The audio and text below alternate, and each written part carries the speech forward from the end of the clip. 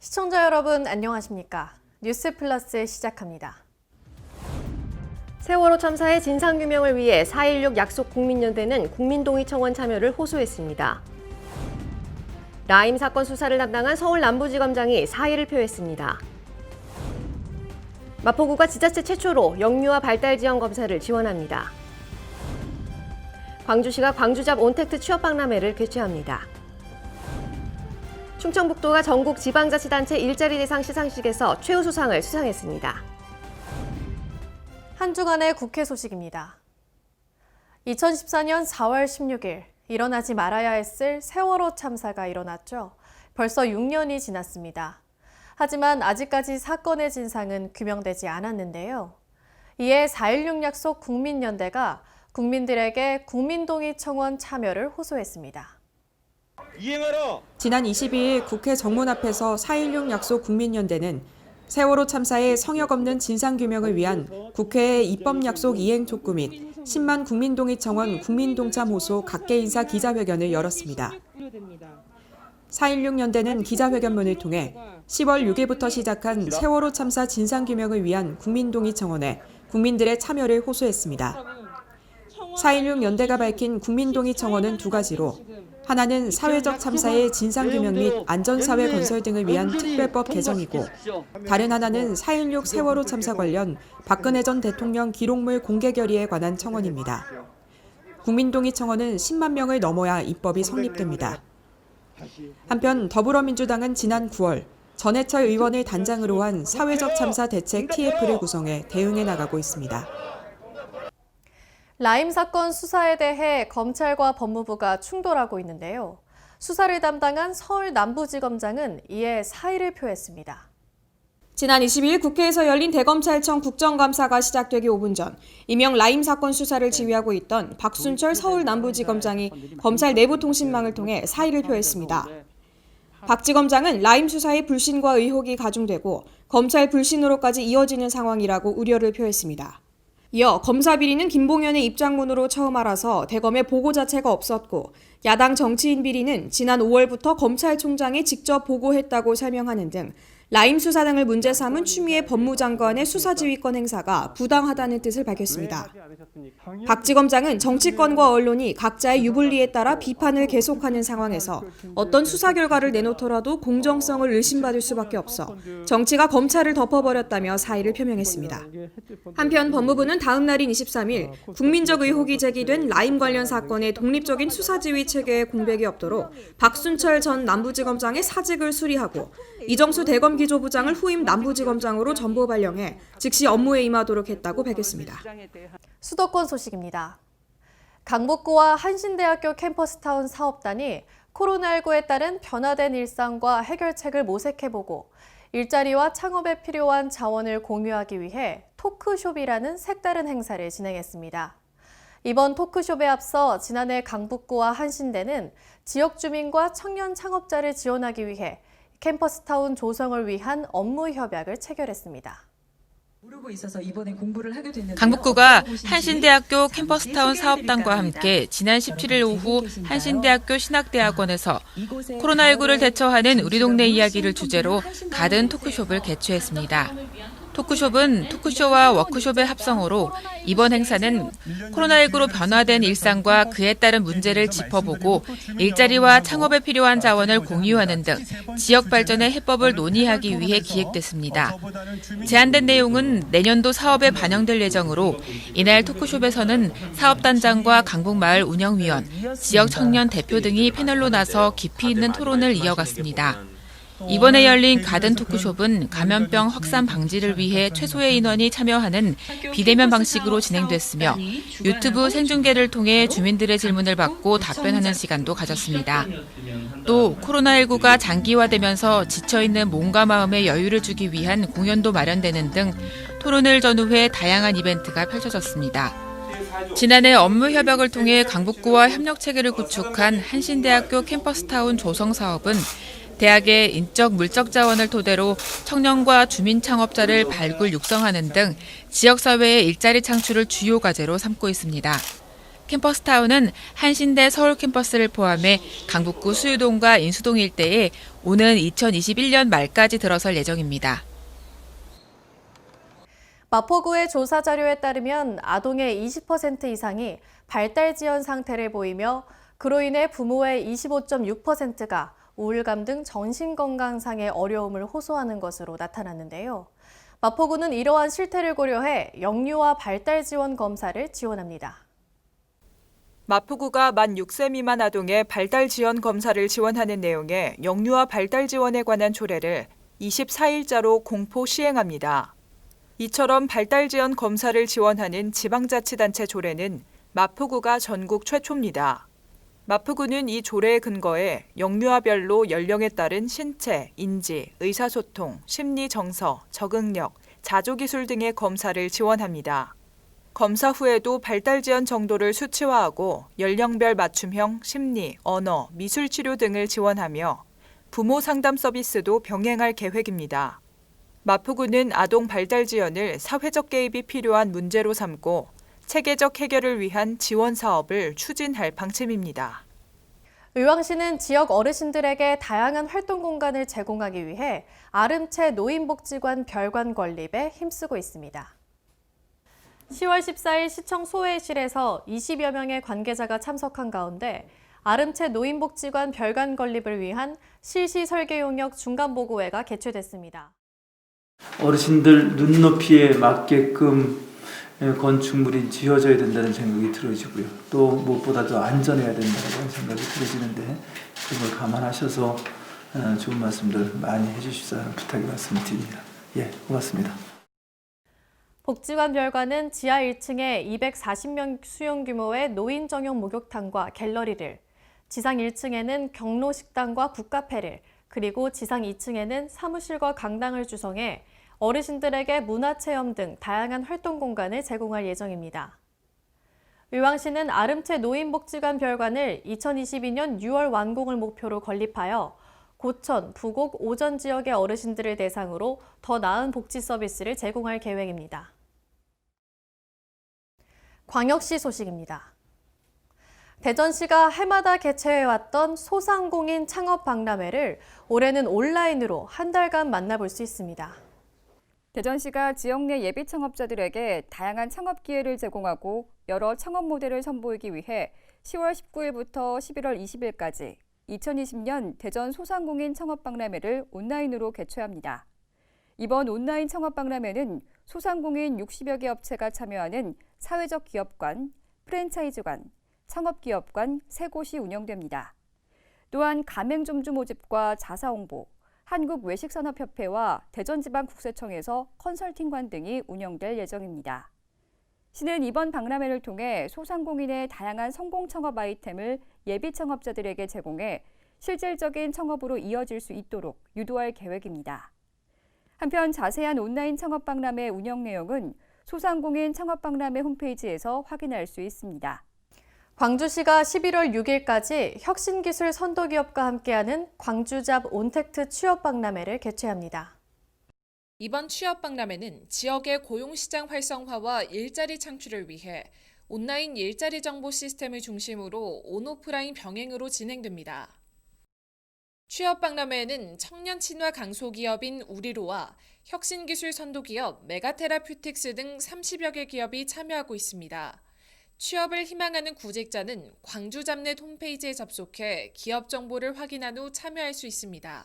구인 기업에는 인공지능 역량 면접 이용 라이센스를 제공하고 구직자에게는 AA 화상 모의 면접을 경험하고 대면 면접, 이에 따른 피드백까지 제공을 하게 됩니다. 그래서 기업과 구직자 모두가 만족할 수 있는 일자리를 매칭할 계획입니다. 광주시는 취업박람회가 끝난 뒤에도 온라인 상담 종합상황실, 일자리 정보 시스템을 통해 화상 면접 등을 정례화할 계획입니다. 강원도 소식입니다. 가을철에는 날씨가 건조하고 낙엽이 많아서 한 번 산불이 나면 대형 산불로 번질 위험이 큰데요. 강릉시가 11월부터 산불 방지 대책본부를 설치하고 본격적인 산불 예방 활동을 전개할 계획입니다. 강릉시는 11월 1일부터 12월 15일까지 산불 방지 대책본부를 운영합니다. 본청과 읍면동에 산불 상황실 19곳을 운영하고 산불 감시원과 산불 무인 감시 카메라를 배치해 24시간 산불을 감시합니다. 산불이 발생했을 경우에는 초동 진화를 우선으로 산불 전문 예방 진화대와 헬기, 진화 차량이 바로 출동할 수 있도록 출동 상태를 유지하기로 했습니다. 이와 함께 본청 산불 전문 예방 진화대원 20명과 18개 읍면동에 진화대, 감시원 등 240명을 채용할 계획입니다. 평창군은 관내 기본형 공익직불제 신청 농가를 대상으로 11월 말까지 이행 점검을 실시합니다. 공익직불제란 농업활동을 통해 농업농촌의 공익기능 증진과 농업인의 소득 안정 보호를 위해 올해 새롭게 시행된 제도로 크게 선택형 공익직불제와 기본형 공익직불제로 나뉩니다. 공익직불제 직불금을 받기 위해서는 농지의 형상 및 기능 유지, 농약 안전 사용 및 잔류 허용 기준 준수, 화학비료 사용 기준 준수 등 총 17가지 준수 사항을 이행해야 합니다. 관계자는 화학비료 사용 기준 준수 등을 점검해 문제가 있을 경우 기본 직불금 총액의 10%가 감액되며 여러 건의 준수 사항을 위반할 경우 최대 100%까지 감액될 수 있으니 각별한 주의를 바란다고 당부했습니다. 횡성군이 무인 로봇을 활용한 섬유질 자가배합 사료 급여 시스템 기술 시범 사업을 추진합니다.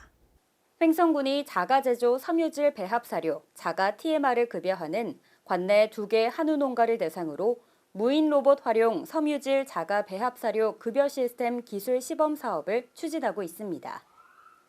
자가 TMR은 곡물류와 조사료, 보조사료 등을 혼합, 배합 비율과 영양가 계산, 급여량 조절, 급여 방법 등에서 노동력에 크게 의존하는 단점이 있습니다. 이번 시범 사업에 도입된 무인 로봇은 프로그램 설정 및 원격 제어로 사료 배합기에서 조제된 사료를 싣고 축사 바닥에 설치된 마그네틱 라인을 따라 자율주행하여 각각의 사료 급이대에 정량 사료를 공급해 노동력 50%, 생산비 10% 이상 절감시킬 것으로 기대되고 있습니다. 횡성군 농업기술센터는 앞으로도 스마트 축산을 선도해 나간다는 계획입니다. 충청도 소식입니다. 충청북도가 고용노동부 주관 전국 지방자치단체 일자리 대상 시상식에서 최우수상을 수상했습니다.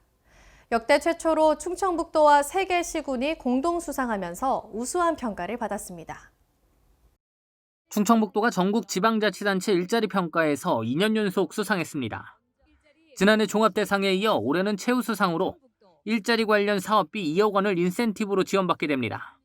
일자리 대상은 올해로 9년째로 전국 243개 지방자치단체를 대상으로 지역 일자리와 관련 정책을 종합평가 시상하는 국내 유일 전국 단위 행사입니다. 특히 역대 최초로 충청북도와 충주시, 괴산군, 청주시 등 4개 지자체가 공동 수상해 의상을 높였습니다. 2010년 7월 1일부터 저희들이 일자리 재형 투자를 해온 결과 한 6,600개의 기업체와 거기서 그 기업들이 우리 고용을 채용하겠다는 인원이 약 23만 7천 명을 지속적으로 꾸준히 공급을 해왔습니다. 그런 가운데서 우리 취업자 수와 경제활동 인구가 현재적으로 지속적으로 안정적인 추세를 보면서 고용률, 취업률, 경제활동과 취업자 수가 이 전국 대비 상향이 수준을 유지한다는 걸 저희들이 분석을 했습니다. 이러한 바탕에서 저희들이 목표 형식을 체계적으로 구조 분석해야 하는 결과 아마 전국 그 대회에서 우리가 2년 연속 수상을 했는데 이러한 사항은 우리 충북의 유관경 네트워크, 인자위 기업체, 기업인협의회, 상공회의소, 교육청, 고용부, 고용부, 충북도, 충북연구원이 다 같이 한자리에 모여서 네트워크 상에서 이런 사항을 이렇게 같이 협조해서 그런 데서 기인한 것으로 이렇게 알고 있습니다. 충청북도는 민선 5기부터 꾸준히 추진해온 일자리 지향형 투자 유치를 통해 지난 10년간 23만 7천 명의 고용을 창출했습니다. 또한 내수기업의 수출 활성화 전략인 충북형 경영을 통해 수출 확대 등으로 경제 성장률 6.3%를 기록했습니다. 이외에도 산업단지 정주 여건 개선과 일터 개선 지원 사업으로 일자리 질을 개선해 상용 근로자 비율 58.4%, 고용보험 피부험자 비율 49.3% 등 각각 광역도 1, 2위 성과를 달성했습니다. 여기에 일생활 균형지수는 전국 3위로 지난 2017년 전국 17위에서 14단계 올랐습니다. 청년을 위한 일자리 정책 역시 좋은 평가를 얻었습니다. 전국 최초로 청년 여성 일자리 플랫폼인 청춘 잡담, 충북 청년 광장, 청년위원회 등을 통해 청년 정책을 점검했고 그 결과 30대 고용률 78.3%로 전국 1위를 달성했습니다. 충북은 그 부가가치액의 전국 대비 10%가 높아요. 그러니까 제조업체가 이 충북을 견인하고 있습니다. 그래서 앞으로는 그 시군 기업인 협의회와 또 지금 우리 11개 시군 일자리 부서와 우리 충북도와 또 특히 이제 충북연구원하고 상공회의소 이런 데와 더 밀착해갖고 네트워크 속에서 기업인 현장에서 이루어진 일을 정책에 담아야 된다고 생각합니다. 그래야지 내년도 평가에서도 충북만의 일자리의 질을 높인 특색 있는 사업이 발굴이 절대 필요하다고 생각합니다. 보령시가 지역의 미래인 어린이들에게 양질의 보육 서비스를 제공하기 위해 명천동 일원에 국공립 어린이집 2개소를 설치합니다. 보령시는 지난 8일 시청 시장실에서 김동일 시장과 관계자 등이 참석한 가운데 명천 예미지 아파트 국공립 어린이집 설치 및 운영 협약식을 가졌습니다. 협약에 따라 시는 어린이집의 원활한 운영을 위한 행정 및 재정 지원은 물론 운영 전반에 대한 지도 감독도 실시하기로 했습니다. 또한 명천 더베스트 예미지 아파트에 어린이집 수요 인원이 많았던 만큼 어린이집 전체 정원의 70%를 아파트 거주자 자녀로 우선 입소시킨다는 방침입니다. 경상도 소식입니다. 가을 정취를 가득 담은 2020 양산 국화 전시가 지난 24일 개막했는데요. 다양한 종류의 국화 1,000만 송이가 전시된 이번 행사는 다음 달 15일까지 하북면 통도사 일원에서 진행됩니다. 통도사 계산대제와 연계해 진행되는 이번 전시는 코로나19 확산 방지를 위해 개장식을 비롯한 문화 공연, 먹거리 장터 등은 열리지 않고 국화 전시 위주의 행사만 열립니다. 주 행사장은 통도사 산문주차장으로 다양한 국화를 주 행사장 이동로와 통도사 산문에서 경내로 이어지는 약 1km 구간에도 전시해 방문객들을 맞이할 예정이며 행사장은 오전 9시부터 오후 9시까지 운영됩니다. 행사 기간 동안 자차를 이용한 방문객들의 주차를 위해 산문주차장 인근 통도 환타지아 주차장은 무료로 개방합니다. 포항 지진의 진상조사 및 피해 구제 등을 위한 특별법 시행에 따른 피해자 접수가 진행 중인 가운데 지진 피해 구제 심의위원회가 포항을 방문해 피해 극복에 힘을 보탰습니다. 지난 13일 포항지진 피해구제심의위원회 위원 및 지원단이 포항을 방문했습니다. 위원회는 지진 피해구제 접수처 현장을 점검하고 실무자들의 의견을 청취하며 전반적인 피해구제 접수 상황을 살폈습니다. 특히 상대적으로 피해가 컸던 장량동 접수처를 우선 방문해 담당자들의 고충과 건의사항을 듣고 지진 피해 접수가 효율적으로 진행되도록 협조할 것을 약속했습니다. 이날 이강덕 포항시장은 피해구제심의위 소위원장단과 면담을 가지고 피해 주민이 실질적인 피해 구제를 받을 수 있도록 심의 기준을 완화해 줄 것을 요청했습니다. 또 침체된 포항경제 활성화 및 공동체 회복 사업에 대한 심의 시 포항시의 의견을 적극 반영해 주기를 바란다고 말했습니다. 한편 포항시는 지난달 21일부터 지진으로 인한 피해 구제 접수를 받고 있습니다. 포항 지진으로 인명 및 재산 피해를 입은 시민은 내년 8월 31일까지 주소지와 관계없이 읍면동 행정복지센터, 거점 접수처 등 34개 접수처에서 피해 구제 신청을 할 수 있으며 온라인과 모바일로도 신청 가능합니다. 전라도 소식입니다. 여수시 기업들이 코로나19로 인해 힘든 시기를 보내는 소외된 이웃들을 위해 나눔 행사를 잇따라 열어 후원 증서 및 식료품을 전달했습니다. YN텍 박지영 대표이사와 한화솔루션 여수공장 김상훈 총괄임원은 저소득층 소외계층을 지원을 위해 각각 2천만 원씩 총 4천만 원의 후원 증서를 건호봉 여수시장에게 전달했습니다. 이번 후원 물품은 전남 사회복지 공동모금회를 통해 현물 지정 기탁 후 조선가정과 저소득 장애인 세대와 같은 어려운 이웃에게 시상품권 100매와 김세트를 전했습니다. 또한 GS칼텍스 김영국 사장은 여수시와 여수시 지역사회 보장협의체에 후원금 1억 원을 전달했습니다. 이번 후원금으로 지역에서 생산된 거북선에 실린 쌀과 식료품 선물 세트를 마련해 지역의 136개 복지기관, 독거노인 460세대, 새터민 170세대에 전했습니다. 장수군이 산불로 인한 피해를 미연에 방지하기 위해 대책본부를 운영하는데요. 산불 발생 시 신속한 대응으로 피해를 최소화한다는 계획입니다. 보도에 황인아 기자입니다. 장수군이 12월 20일까지 산불 조심 기간으로 정하고 산불 예방을 위한 총력 대응 태세에 돌입했습니다. 대책본부는 산불 전문 예방 진화대원 38명과 산불 인화물질 제거 요원 16명 등 총 54명의 전문 인력으로 구성된 산불 전문 예방 진화대를 구성하고 산불로 인한 인명 및 재산 피해 방지 등을 위해 대책본부를 운영합니다. 군은 대책본부 운영을 통해 지역 특성과 각종 시기, 원인에 따른 지역 산불 방지 종합 대책을 수립, 산불 발생 시 신속한 대응으로 피해를 최소화한다는 계획입니다. 군 관계자는 논밭두렁과 농산 폐기물 소각행위가 산불로 번질 가능성이 높다며 농업 부산물 등 소각행위는 읍면 사무소나 산림과에 신청해 소각해주길 바란다고 당부했습니다. 지금까지 전북에서 황인아였습니다. 5년 전부터 전라북도 익산시에 유류 저장 탱크와 무허가 건물이 방치돼 있습니다. 화재 사고 시 대형 피해도 우려돼 수차례 민원이 제기됐지만 익산시는 강제 철거가 불가능하다는 입장을 고수하고 있어 문제는 여전한데요. 강석훈 기자가 취재했습니다. 전북 익산시의 한 폐건물. 이 건물은 국유지와 사유지를 점유한 무허가 건물로 이곳에 들어선 지도 20년 가까이 됐고 5년 전부터는 빈 건물로 방치됐습니다. 지붕에는 폐타이어가 올려져 있고 곳곳에는 잡동사니들이 나뒹굴고 있습니다. 2m도 채 떨어지지 않은 곳에는 유류 저장 탱크가 보입니다. 인근에는 대형마트와 아파트가 질비해 사고가 발생하면 대형 피해가 우려되는 상황. 인근 주민이나 노숙자들도 쉽게 드나들 수 있어 경각심은 더 높아질 수밖에 없습니다. 지금 이조 탱크가 있다 보니까 말하자면 매일 그 문을 닫아놓고 그렇지만 많은 그 주요 도로변에 있기 때문에 이런 노숙자들이랄지 이런 사람들이 말하자면 와서 가끔 말하자면 우리한테 말도 없이 우리 탱크에 막 들어가지고 있는 사람도 있고 그렇습니다. 위험하기 때문에 이건 하루빨리 지금 철거가 돼야 한다고 이렇게 사료가 됩니다. 유류 저장 탱크 관계자는 이에 대해 수차례 민원을 제기했지만 돌아온 답변은 공문서 한 장뿐이었습니다.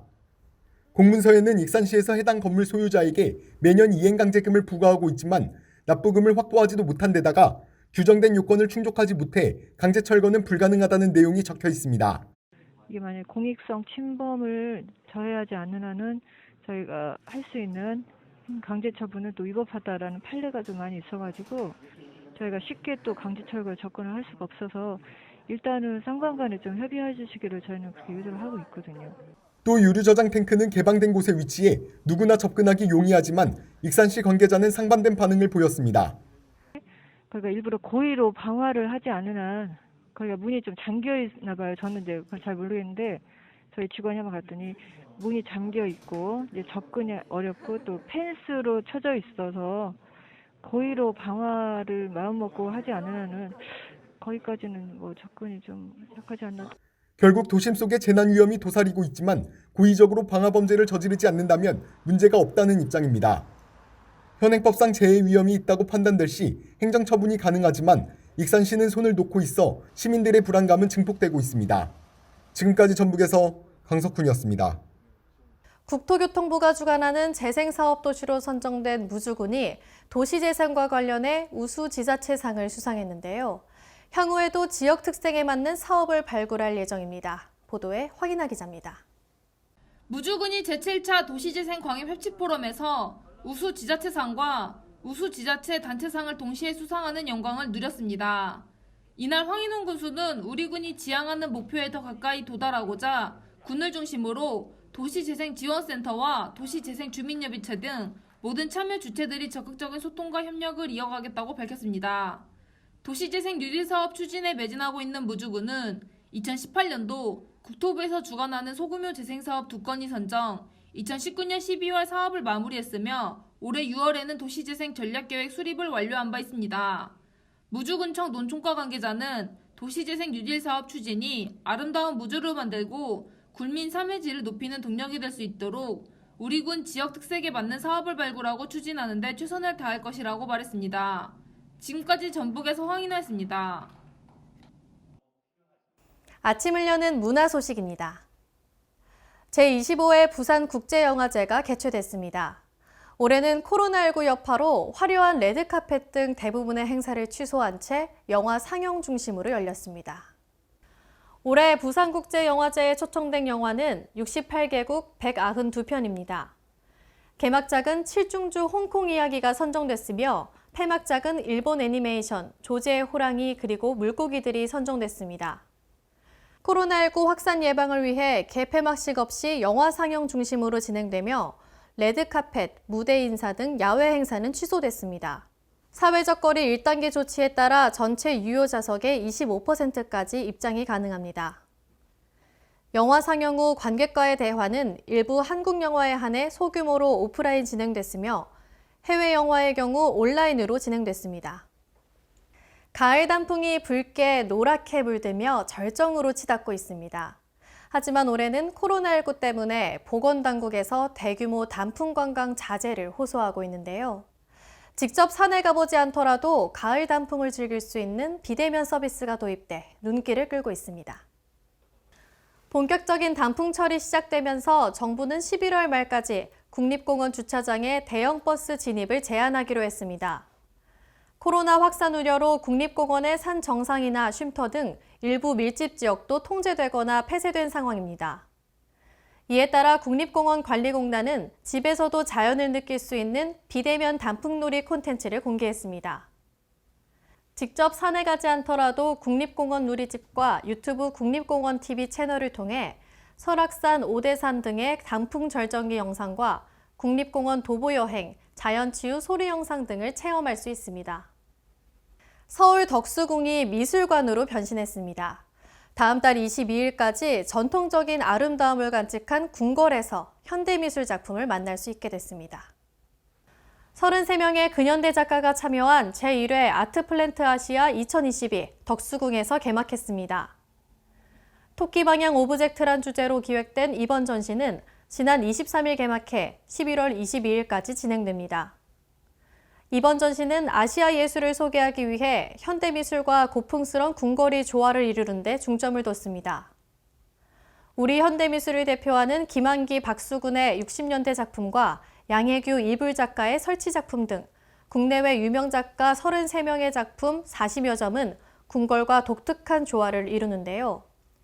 역사와 문화, 예술을 함께 즐길 수 있는 이번 전시는 코로나에 지친 관람객들에게 색다른 감성을 전해주고 있습니다.